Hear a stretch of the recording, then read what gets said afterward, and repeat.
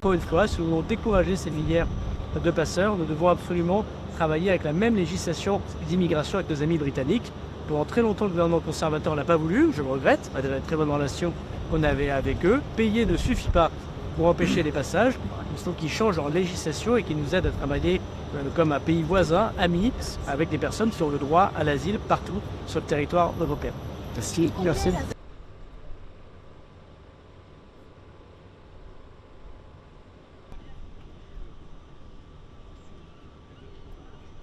Et on espère bien sûr, avec les propos de Monsieur le Ministre, que les relations entre l'Angleterre et la France et ces dialogues vont pouvoir reprendre pour qu'on arrive à trouver, on va dire, des solutions, parce que ça fait maintenant 30 ans que ces problématiques demeurent et il faut absolument qu'on puisse, bien entendu, trouver des solutions.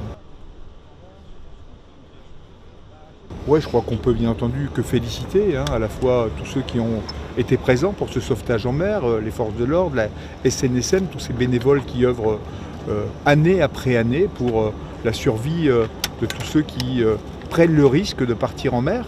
Mais moi, ce qui m'inquiète fortement, c'est encore les jours et les semaines qui viennent, parce qu'on est encore sur la période estivale, sur cet été qui continue, et on sait très bien que les migrants qui ont fait des milliers de kilomètres et qui sont sur nos plages voient les côtes anglaises.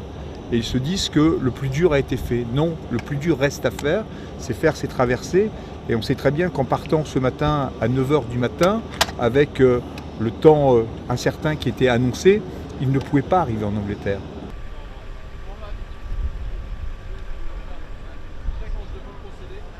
C'est très dangereux de traverser, premier point, qu'il faut s'équiper, qu'il faut respecter les normes de conditions. Et en fait, ce qu'il faudrait dire, c'est qu'il ne faut pas traverser parce que c'est très très dangereux. On a une mer qui n'est pas facile, les conditions climatiques changent tout le temps. Et puis on a aussi une difficulté, je dirais, de distance, parce que les gens partent de très loin pour faire des grandes distances. Et donc automatiquement, vous avez une fatigue plus importante, un nombre très important, donc des accidents plus réguliers malheureusement.